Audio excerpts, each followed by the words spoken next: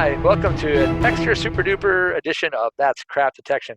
I'm Dean Venderman, your host, and today I'm very lucky to have as my guest to be joined by Jennifer Stewart-Mitchell. She's the educational technology consultant for Regina Catholic Schools. How are you this afternoon, Jen? Good. How are you doing, Dean? Good. Just watching the snow melt as soon as it came down, so good stuff there. Um, I know with our ECI 832 class, we've talked a lot about different programs and what different divisions are doing. I know one thing when I bring it up, people have lots of questions and they're really excited about it, and that's our Connected Educator program.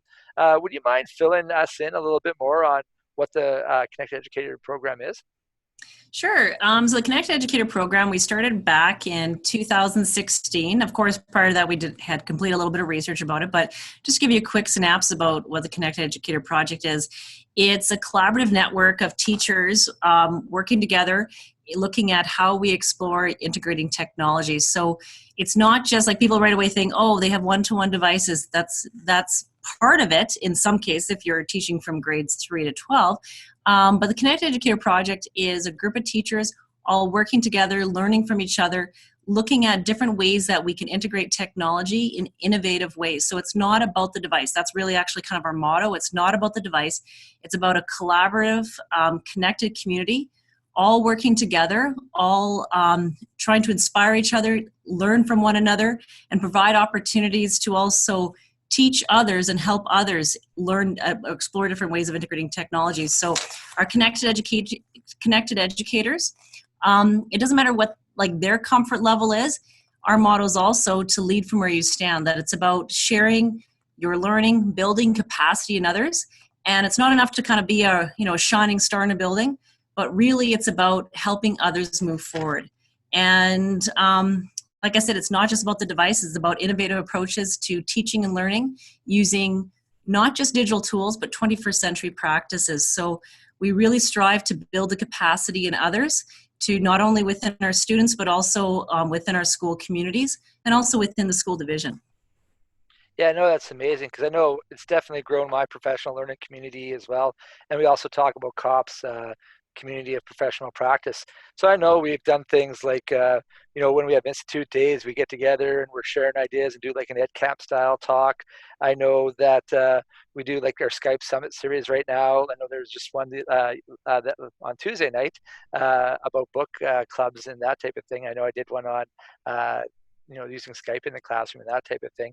And also it can look like all the lessons sharing, like the database of lessons that people have done and connected them in different ways to like critical thinking and collaborative thinking. I also know that there's a lot of other artifacts in too, but I also just like the mentorship piece where people are helping each other no matter where they're at. So I really like what you're saying, and I really like there's so much evidence of it that it's just not about the device. I just listed about 4 or 5 things as you were talking. I was thinking Yep. about all the things you guys have put together that allow us to grow professionally and not just get a device, but actually grow as our craft and get better, which is ultimately what I think the Connect Educator is all about. Absolutely. It's about the group. And I love right away also, just sharing the fact that like our book clubs, we do summer book chats using Twitter. Basically, we're just looking for different innovative ways that we can't always, we're not a huge school division, but being able to connect people, because we have a lot of teachers that they're also coaches. They're like leading different sessions at their schools or facilitating a lot of different opportunities for their students. And we can't always get together face-to-face. Indeed, we do get together when we can face-to-face at Teachers Institute or even at specialized PD days just for our first year Connected Eds. But we do take the opportunity to use the tools. So it's like we have Skype sessions, we've had breakouts, we've had guest speakers, and also, of course, visionary leaders like yourself, Dean. You're one of our first Connected Educators, sharing their practice and the idea is sharing that you don't have to be an expert, but just share tried and true practice that sometimes you stumble, but you learn from it. And our students too are learning from us when we model the fact that we don't know all the answers, that we're figuring out as we go. And that's a part of it too, is that taking the risk, just trying new things and then learning from one another and inspiring one another. That's a big part of our project. People have shared projects over the years, and added them to our 21st century database, different lessons and artifacts and ideas for sharing forward. And that has made a significant contribution to also growing other people who would like to join the program. So that the Connect Educator Project is about connecting. It's about collaborating. It's about providing new opportunities to take new practices and incorporate them into learning for deeper learning and engagement, of course. Perfect. That's excellent. So anybody watching or listening here, hopefully, if you have more questions, let us know, because I know we have a lot to share. And I'm hoping that down the road we have a podcast series going where we can highlight a lot of what teachers are doing in their classroom. And that sounds like a pretty good option, I think, too, to kind of spread the good word. Speaking of good word, as us being in a Catholic school division, sometimes we can take a different approach to digital citizenship. And I know you've done a lot of work with like combining the Good Samaritan in with digital citizenship or digital discipleship. You mind explaining how our school division approaches digital citizenship a little bit? Sure.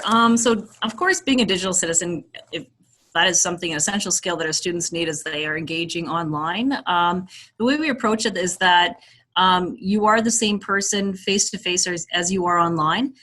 We've looked for different ways of incorporating our faith within digital citizenship. So for our students, we have programs that we've created with a group of teachers. We have the Samaritans on the Digital Road program, and these are lessons as well as interactive whiteboard lessons using Mimeo that are for grades 1 to 6. And teachers can use these lessons as part of teaching a framework which focuses on what does it mean to be a citizen on the digital road, on the digital highway? How do we also reach out to others who may fall to the wayside, and how do we help others? How do we respond in ethical ways, but not only looking after our own digital footprint, but also looking out for others? And so that's been one of the biggest focuses as well.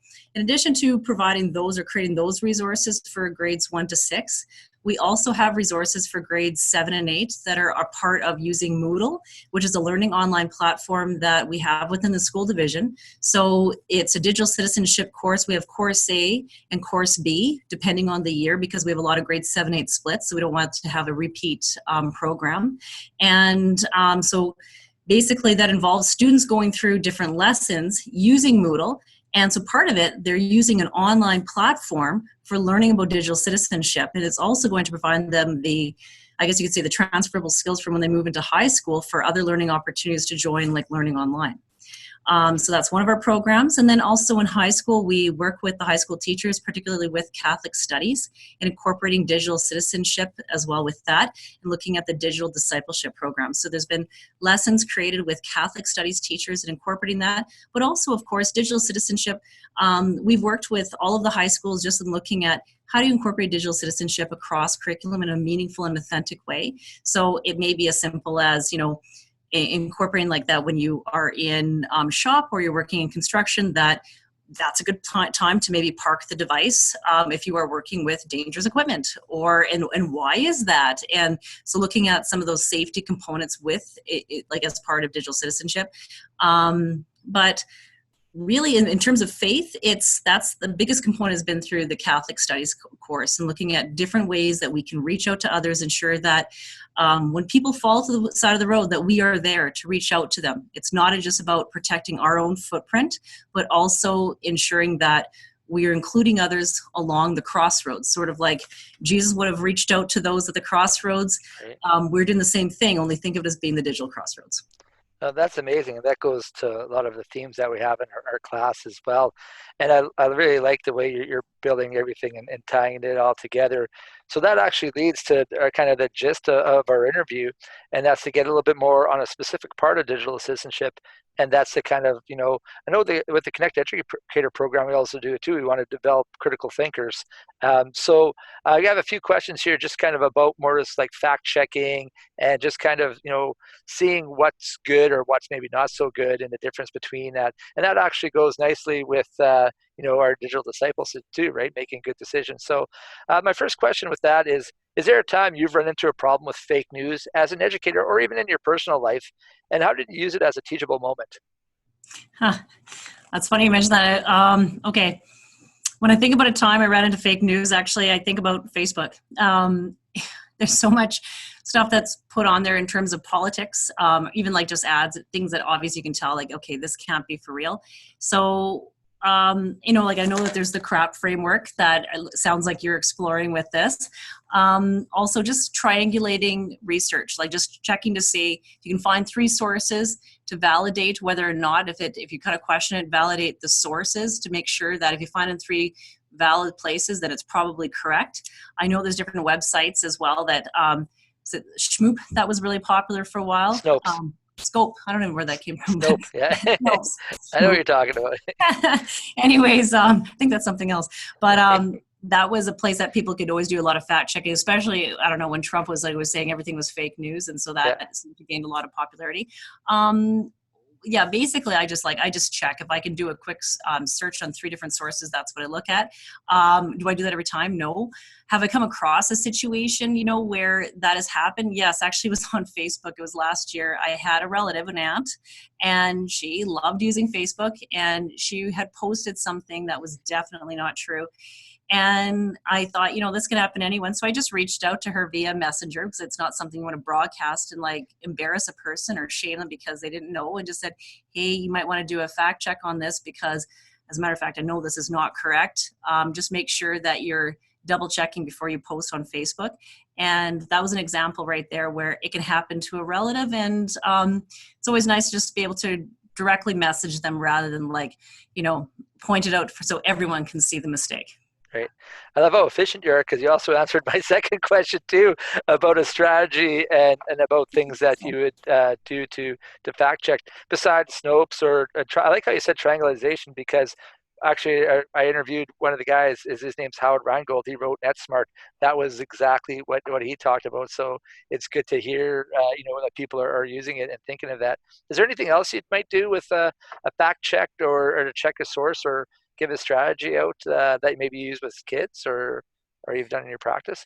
I think the biggest one that we used actually within the digital citizenship course has been using the CRAP test method. Yeah. So, always just in terms of you check to make sure that it's does it seem does it seem realistic? Does it seem accurate? Check the time frame. That's not the exact acronym description. Yeah, I know what you're saying though. Yeah. Those are the kind of things that you're looking at when you do the checking. So I think the biggest thing with students though is constantly getting them to critically, if it doesn't seem real, question it, because there is so much fake information out there, and also helping students understand that it's different, although they've grown up in this world, but it's different from when we were young, where the only people who were really producing information and sharing in a publishable way, that information for the most part was media sources such as the news, or people who are published in books or magazines or newspapers, that kind of thing. Whereas now anybody can be published online. So I think having that critical eye and wondering who can benefit from this information. And if it doesn't seem real, check it. And even if it does seem real, always have that critical lens as what is the perspective being shared? And if it seems a little bit outrageous, always check. It just seems nowadays it's hard to tell what is real, and that's the biggest question. What is real? There's so much that can be manipulated, and it's not that we want students to be jaded that everything is fake out there, but it is important to teach them to have that critical lens when they're looking at something, and also have the skills to be able to go, how do you do that triangulation? So that's part of it. Of course, it's going to be differentiated for different age groups, but always wonder if this is valid. I think that's a key part. Oh, that's amazing, because that's how efficient you are. Again, that was my last question, is how do you do the balance between, saying something is fake and thinking everything's fake and becoming maybe cynical, rather than just having a healthy wonder, like you said too. So I really like the way you put that in perspective and that too. Is there anything else you'd like to add about digital citizenship or fact checking? I really love what you're saying. It really resonates what we're learning in class, and kind of also my views on how we're doing this too with my research. It's interesting because it's something that when we're teaching digital citizenship, it's not just something that's for the schools. Parents also sharing that critical lens, and even if they're watching something on TV and having those conversations about whose perspective, who's gaining from that, having those conversations as part of sharing, like parents sharing when they're thinking as well, when they wonder whether or not something seems real, or who is benefiting from that news story or that item that might be shared on social media. I think that those are some of the things that it takes more than just teachers, but also families, and also to embed that thinking, making that a part of conversations, not just the digital citizenship lesson, but this is part of all lessons. This is part of like living in a world where there is so much information, to have that critical lens, or and not jaded, but just that awareness of asking questions. And I think that is one of the essential things, is always asking questions, never assuming that everything is valid, but even that truth can be so, it can be so changeable, in that everyone's truth is different, because it's all about perspective. So helping students understand that is it true? It depends on whose perspective is, because truth is different for everyone. So I think even when we look at things from a historic perspective, what is true based on that? So those are items that were published, but not necessarily true for all cultures. Great. That's a Um, good tie. you know what I mean? Like, and then I Yeah. think to myself too, also, students, it's interesting, once they have that embedded and wonder and ask those critical questions, they can also help each other as well, Right. learn from those experiences. And that's what we really will ultimately want to strive for, so that it just becomes naturally a thing that they do, and not to just be, jaded, but it's Right. that questioning mind. Never Right. assume. Yeah. Healthy. Yeah, Yeah. exactly. Yeah. No, that's an amazing answer. I really appreciate that. That makes it good. So thanks a lot, Jennifer, for your time. I really appreciate it, and your expertise shines through. And thanks for shedding some light on the topic for sure. So, well, that's it. That's another edition of That's Crap Detection. I'm your host, Dean Venderman, and until next time, know your crap detection. Thanks a lot. Have a good day. Thanks, Jen. Thanks.